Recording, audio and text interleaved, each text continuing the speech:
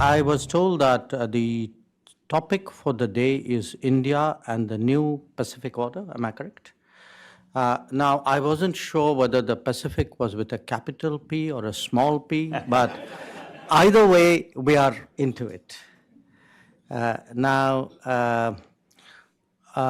For many people, I think, particularly in the United States, it's probably a new idea, something very different to think of India in terms of the Pacific region, Pacific Order, the Pacific Community of Nations. And the fact that we have such a title and it seems natural today is an indication, actually, is one indication of what has changed in the world. Viewed from India's perspective, we today do much more business to the east of India than we do to the west of India historically. If we look at our key trade partners, we look at our important economic partners, we look at a lot of our strategic interests. A lot of it is today extending eastwards into the Pacific and beyond. Now, what this has given rise to in the last few years is a concept of Indo-Pacific. That too has been readily embraced by many and contested by a few. But again, it's a concept that has actually gained ground. I often reflect on the fact that the separation, in a way, of the Indian Ocean and the Pacific region is something actually which was an outcome really of the Second World War. That if one looked at a global strategy and global understanding, before that the Indian Ocean and Pacific Ocean were dealt with in a much more integrated way, with the emphasis on the Indian.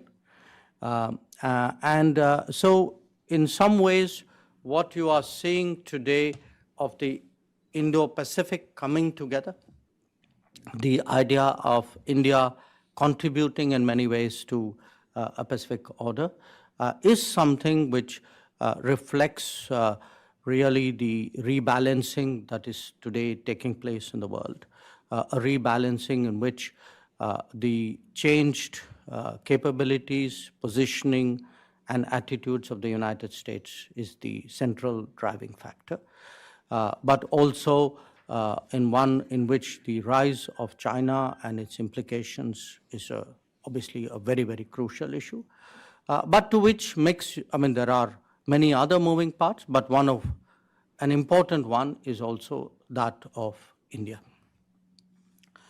Now, related to the Indo-Pacific, again, over the last 6 years, another concept which has gained ground is that of the Quad. It was revived in 2017 after a gap. It was attempted first in 2007. It did not last. It was revived after a decade. It's an interesting question why it worked this time when it did not work the first time. Not just worked, but if you see in 17, it was done at a bureaucratic level, at an undersecretary level in the US. In 19, it became a ministerial forum. In 21, it became a presidential prime ministerial forum. And at every stage, there were people who said, well, this is where it sort of fizzles out, and it seems to be growing from strength to strength. And we will have the privilege of hosting the summit next year in India. In terms of the Pacific order, I think a lot of the global concerns are most acute in the Pacific. One is, one of course is the larger issue of how do you maintain stability in the middle of very major change taking place, because often sharp changes in balances of power and interest and influence can create risks whose management therefore becomes a very crucial issue. But there are some other, I think, key issues today in the world which center particularly around the Pacific. One of them is the building of reliable and resilient supply chains because the experiences of the last few years have taught us their importance. The other is the promotion of trust and transparency on anything to do with digital. So whether it's telecom or whether it's artificial intelligence or whether it's the car that you are driving, really today the importance of trusted providers, trusted sources, trusted geographies, I think this is today a very, very big issue. The third is the over-concentration of production, especially of manufacturing, that if you have over-concentration which is liable to be leveraged, had it happened in any of our national economies, it would have attracted antitrust provisions. Yet it happens in the world, and we are all blissfully, we are sanguine about it. So what are the dangers of over-concentration? What are the implications of over-concentration? How are they leveraged? How are they weaponized? I think is a very big issue today in the world. And if you put it together, I would suggest to you that the world is badly in need of some form of re-globalization. That globalization itself is undeniable. It has struck very deep roots. It has tremendous benefits, nobody doubts that. But the particular model of globalization, which has evolved over the last 25 years, obviously has a lot of risks inherent in it. And today, how to address those risks and create a safer world is part of the challenge facing the Pacific Order. So let me just end with one last remark, because John, there was something you said, which was India and the United States have never really worked before together. I think that is a very thoughtful observation, because dealing with each other is not the same as working with each other. In the past, we have always dealt with each other, sometimes not entirely happily. But working with each other is really uncharted territory. It is a territory which we have both entered in the last few years. And it has required both of us really to overcome what my Prime Minister called the hesitations of history when he spoke to the Congress a few years ago. So how do we create that ability and the convergences and hopefully the comfort to work together? I think that would be very crucial to the future of the Pacific Order. So perhaps with those remarks, Walter, if you would allow me, we can start the conversation. Terrific. Thank you.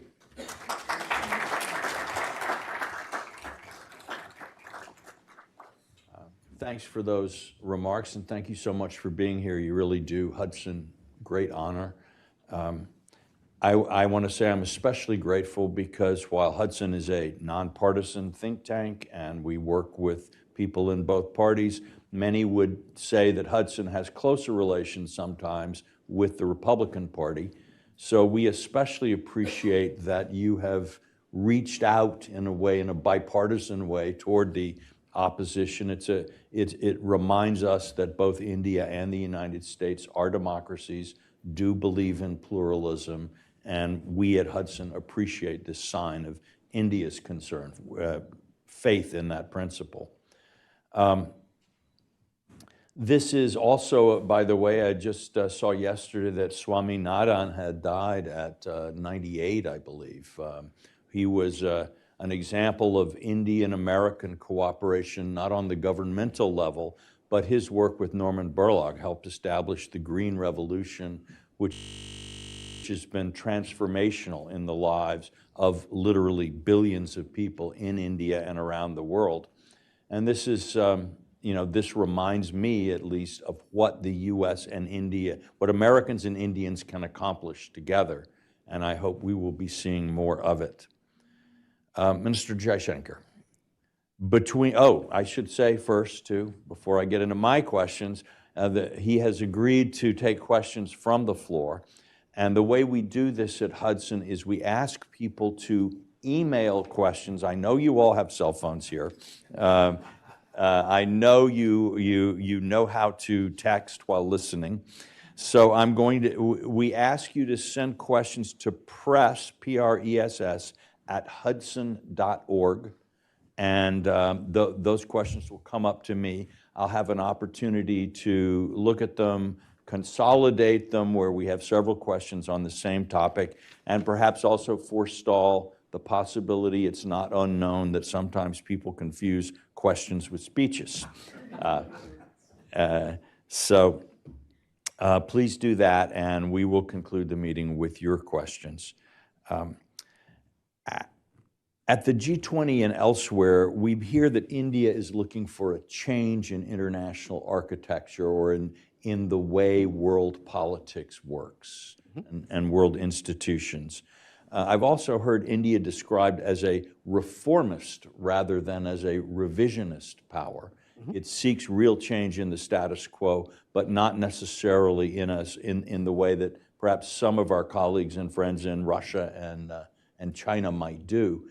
What is it that India is looking for in change in the world situation, and how does that affect, do you think, India's vision of where we're all going? Let me put it to you this way, that, the world as we live it today is largely a Western construct. Now, if you looked at the world architecture, to use your words, there's been obviously enormous change in the last 80 years. If one looked at the major economies of the 1940s and 50s, they are very different from the major economies today, and nothing illustrates it more than the G20 itself. So the list of the G20 will tell you is the easiest way of actually getting a sense of the changes in the world. Now, for India, when we confront a largely Western created architecture, obviously we would like to encourage and facilitate and induce and pressurize changes which are badly needed. But it is done to add a non-Western layer and a input. So I make this very important distinction where India is concerned. India is non-Western. India is not anti-Western. So when we speak about, and I give you an example which we discussed even at the G20. It's very clear today that if we are serious about climate action, if you are looking to sustain, to ensure that sustainable development goals are well resourced, then somewhere we have to find the financial muscle for that. Now, for us too, it is the international financial institutions, the bank, the World Bank and the fund, which will be at the core of that effort. So a lot of what we are seeking to do is to improve and, I would say, refresh institutions, make them more fit for purpose. And that even applies to the United Nations.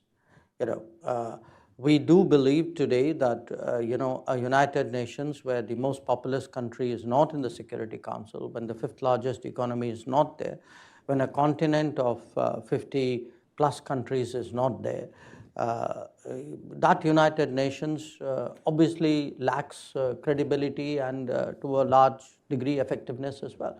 So the whole, when we approach the world, it's not with a, sort of pull down the pillars kind of approach. It is very much, what can we do to make it better, fitter, efficient, purposeful. That's the kind of mindset we bring to bear. Well, I have to say, I find myself in agreement with much of what you say, especially when I look at the United Nations, and I think that in the official UN system, India is sort of said to be equal to Luxembourg. They both have one vote in the General Assembly. I like Luxembourg. Well, I have nothing against, actually, you know, if you're ever in Luxembourg, eat the duck, it's fantastic. Okay. But you know, but the idea that those two political entities should be equally weighted in the United Nations is, I think, you know, an absurdity that future generations will not be able to understand when they look back at our times. Now, over the summer, you said that there are three big Eurasian powers, Russia, China, and India, and that the Indo-Russian relationship is not transactional, this is geopolitical. How do you see India-Russia relations, especially at a time where Russia and China appear to be working much more closely together than before? You know, this approach is not something new.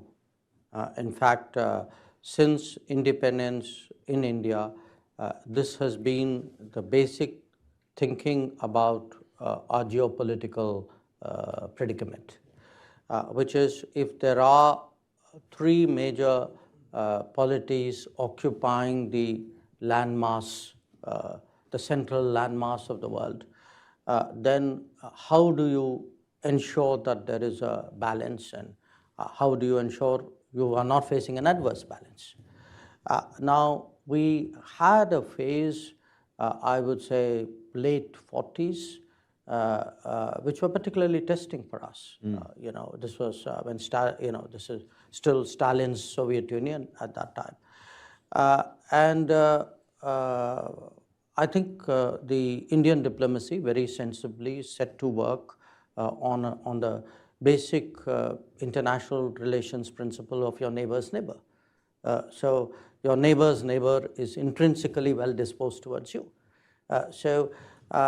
Since the 50s, actually, there's been a very systematic mutual cultivation. Now, it's not just us thinking about Soviet Union, now Russia.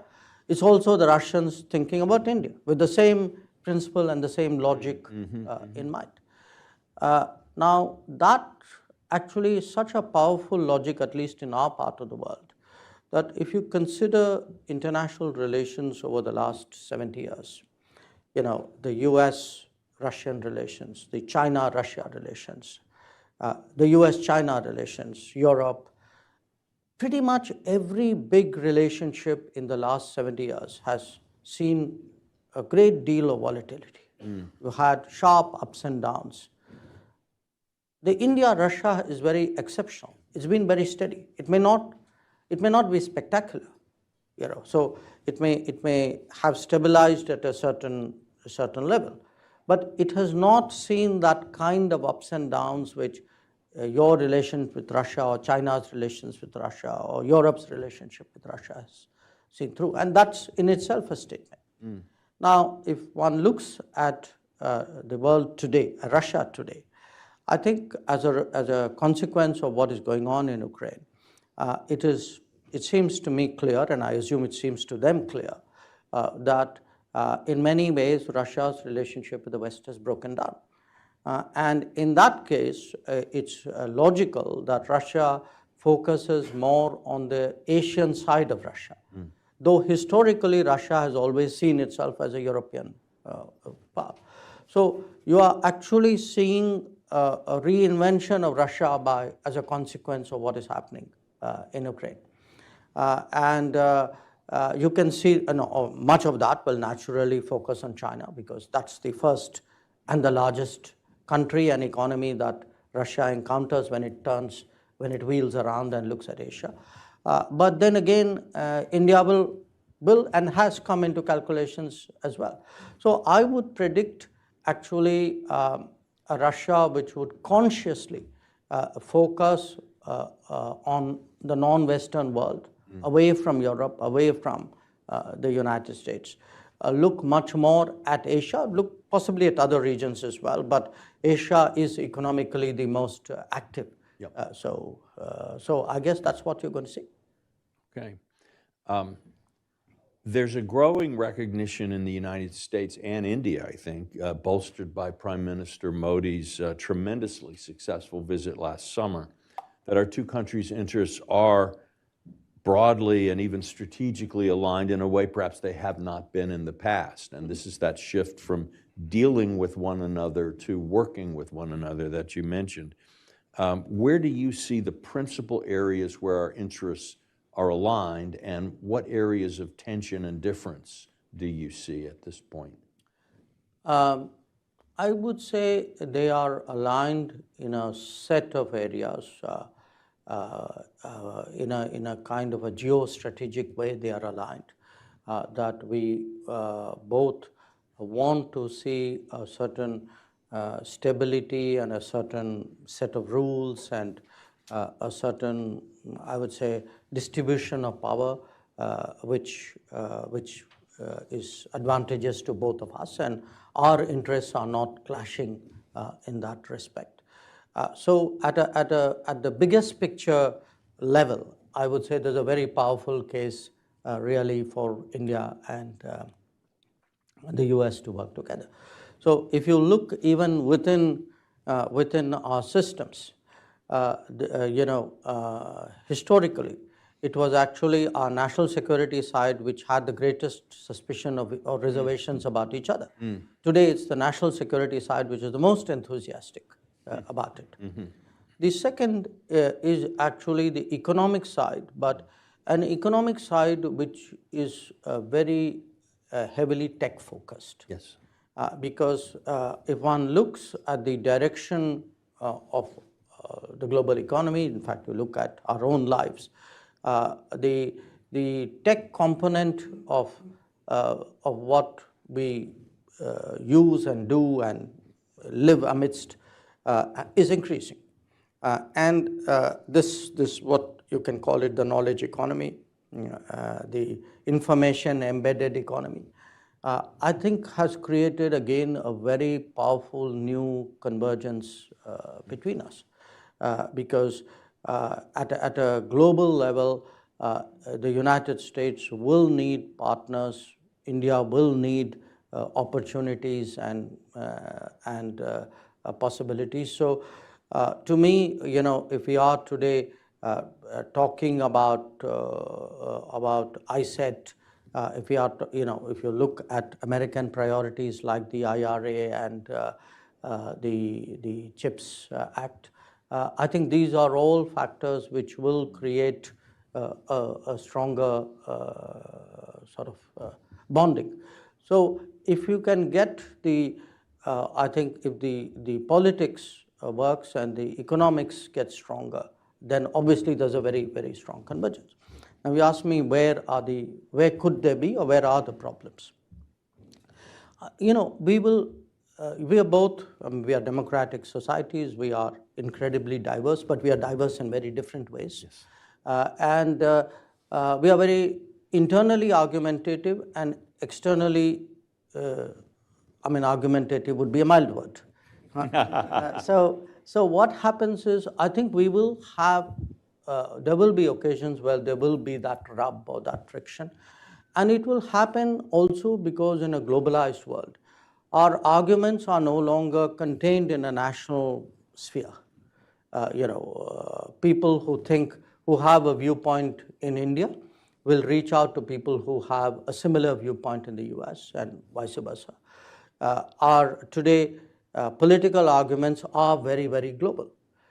And often, if you are having a global conversation, but not necessarily a global cultural understanding of each other, I think there's plenty of room there for friction. Often, I read judgments or I hear people say things in the US and sometimes in India too, where we are looking at the other society completely from our own template, from our own experience. And I think that would be an issue. Well, I certainly would agree that both, from my experience, both Americans and Indians lead the world in moral lectures. We're both of our societies are. We've quite been doing good. it longer, though. Yes, no, you have a deeper experience. I won't deny.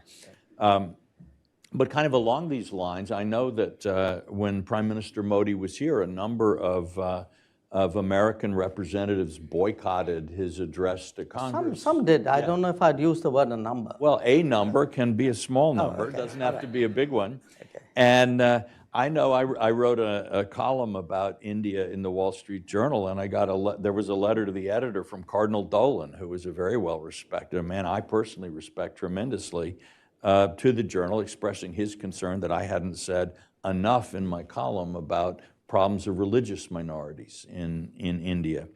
So how would you sort of try to shape the conversation, or how would you respond to some of these concerns that people have here? It would be a mix because, I think different people, if I don't know Cardinal Dolan, I'm a little more familiar with American politicians, including members of Congress. So I'm not, I know many of them have strong views, often electorally driven, sometimes culturally driven, all of that. So I'm a little hesitant to address specific examples. But as a broad proposition. Yes. Look, as a broad proposition, all I can say where India is concerned is the underlying culture of India is deeply pluralistic. In fact, I cannot think of any society in the world, and I've lived in many of them, whether I look at Europe or look at North America, and North America, US is very pluralistic. China, I've lived in Russia. The diversity and the layers that you get in India, and you can slice it in different ways. It could be ethnicity, it could be faith, it could be language, it could be traditions. It's actually unique. It's truly in multiple accesses the most diverse space in the world. Now, it is something, now when you have that kind of diversity, that diversity will always have its own conversations and discussions. It will be, there will be attempts to get a certain balance right, there will be corrections, there will be recorrections. It's in the nature of diversity. The only way you won't have those dialogues is when you don't have diversity, or when you have imposed something so strong that, everything is okay in that place because everybody has either been forced to agree or conditioned to agree with each other. So we actually are a much more looser society where there's almost a natural inclination to disagree, and that is our national character. Now, when you have people who have not come through that experience, who for them, are listening, it's like you're listening to the next room, you really don't know the people in the next room, you're picking snatches of conversation, and then you are making a judgment or an opinion based on that particular soundbite that you picked up. So today, since you brought up the issue of minorities in India, look, what is the test really of fair and good governance, or of the balance of a society? It would be whether in terms of the amenities, the benefits, the access, the rights, do you discriminate or not? And in every society in the world, at some point, there's been some discrimination on some basis. So if you look at India today, it's a society today where there's a tremendous change taking place because people are the biggest change happening today in India is the creation of a social welfare system in a society which has less than $3,000 per capita income. Nobody has done that in the world before. Now, when you look at the benefits of that, you look at housing, you look at health, you look at food, you look at finance, you look at access, educational access, health access. There's no, I defy you to show me discrimination. I mean, in fact, the more digital we have become, the more in a way faceless the governance has become. Actually, it's become fairer. But as I said, this is a globalized world. There will be people, you will have people gripe about it. And much of the griping is also political. Let me be very frank with you. Because we've also had a culture of vote banks. And there are sections who had, in their own eyes, a certain privileged access, who today may resent the fact that they don't. It's a phenomenon with which you are not unfamiliar. I think these will be the turbulence of a democratic society. Okay. Well, now we in the United States have had the experience not only of lectures from India, but lectures from Canada. And, I think... they look at you as the global South. Yeah. It's one of the more interesting relationships. And I think Dean Acheson once wrote an essay about Canadian criticisms of the United States, and he titled it "Stern Daughter of the Voice of God." But certainly the Canadian Prime Minister has made some serious charges recently. But I also see that from press reports that you have met while you're in Washington with National Security Advisor Sullivan, with our Secretary of State, Blinken, and that this subject has come up. Can you give us any information about how this is or isn't affecting U.S.-India relations, where this whole matter stands now from your perspective? Okay. So let me start with Canada. Yes, the Canadian Prime Minister made some allegations, initially privately and then publicly.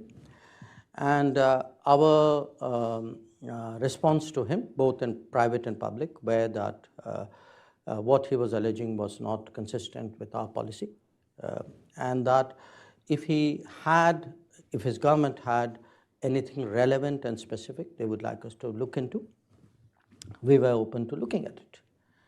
Now, that's where that conversation is at this point of time.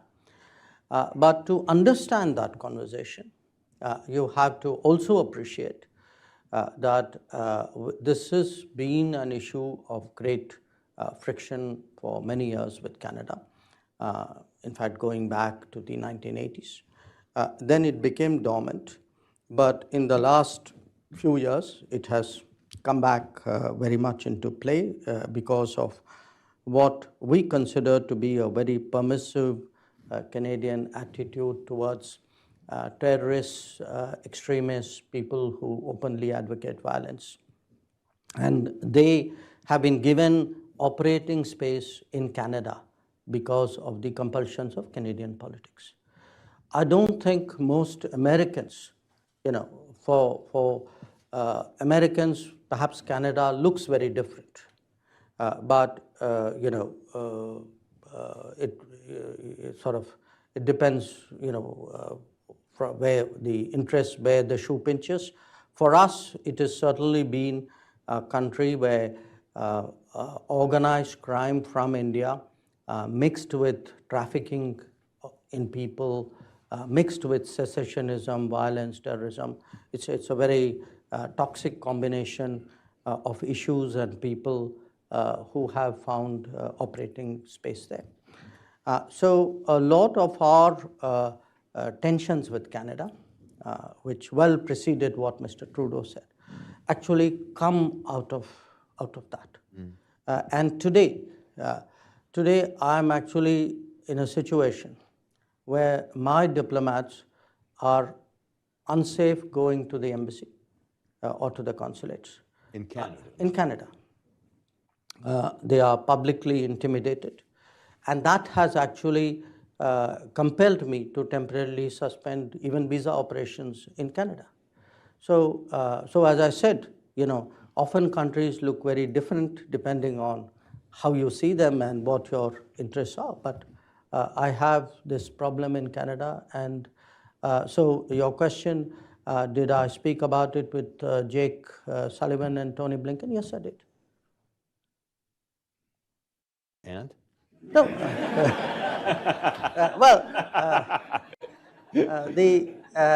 Let's put it this way.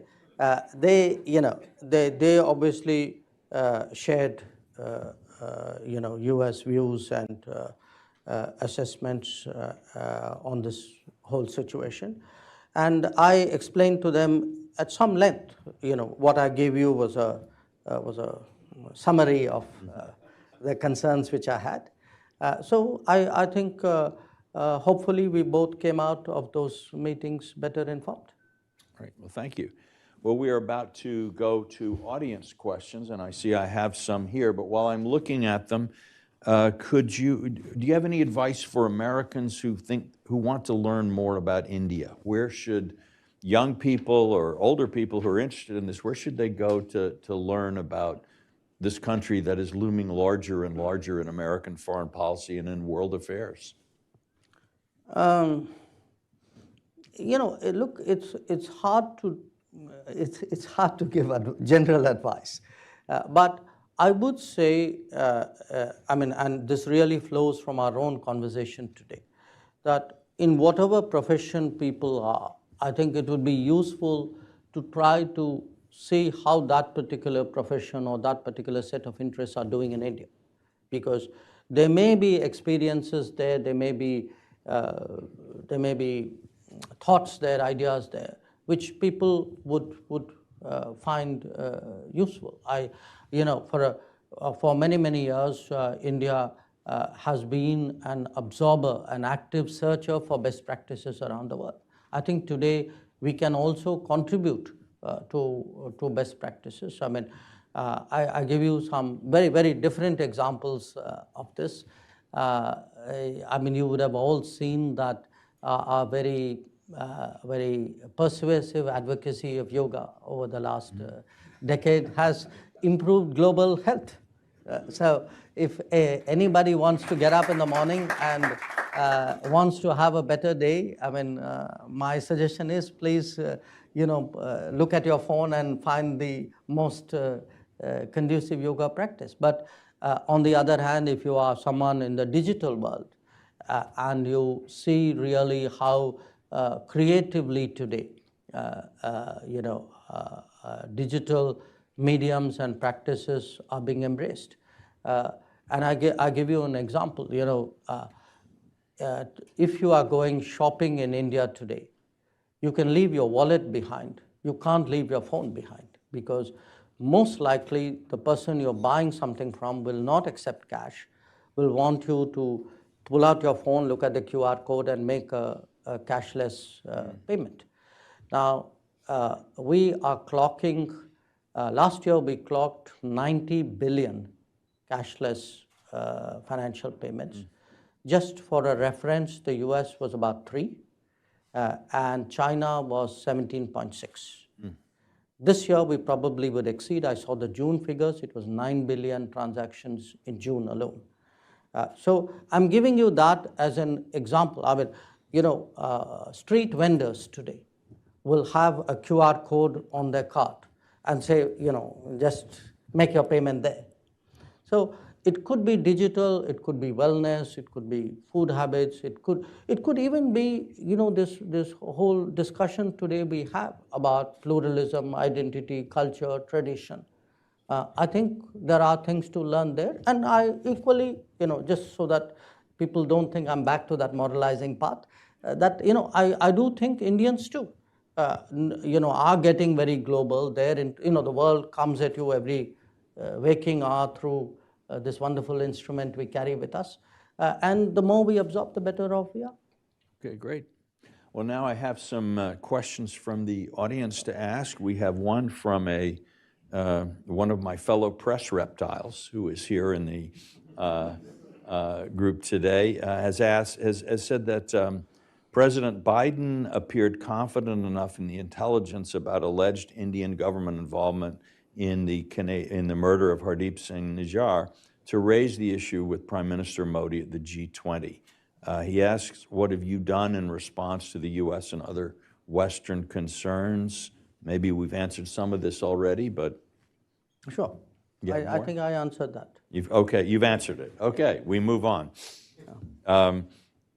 This is from someone at a think tank. We see India playing an increasingly important role in new multilateral groups like the G20, Quad, I2U2, India Middle East Economic Corridor, et cetera. Is the Indian government looking to utilize this diplomatic momentum to strengthen more regional groupings such as SAARC, the Indian Ocean Rim Association, particularly the IORA? Yep. We actually have an IORA meeting next month in Sri Lanka. I'll be going for that. I think we've even tabled an Indo-Pacific Oceans initiative at the East Asia Summit, where we look at non-security aspects of protecting the ocean space.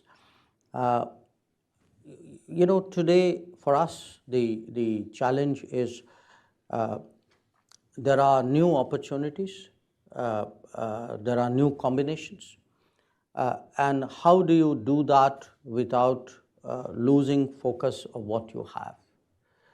So it's a kind of, it's a bird in the bush and the bird in hand, but you want to keep both of them. Part of the challenge is also to keep the older partners convinced that your interest in what you've been doing for some time remains.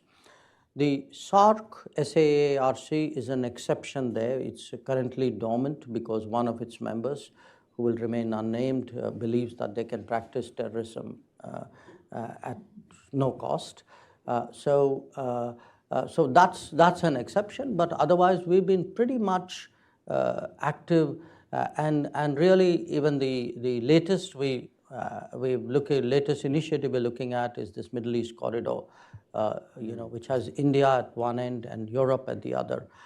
So it has, for the moment, Saudi Arabia and the UAE, but it is it's got the US as well as a kind of a guarantor partner, if you would.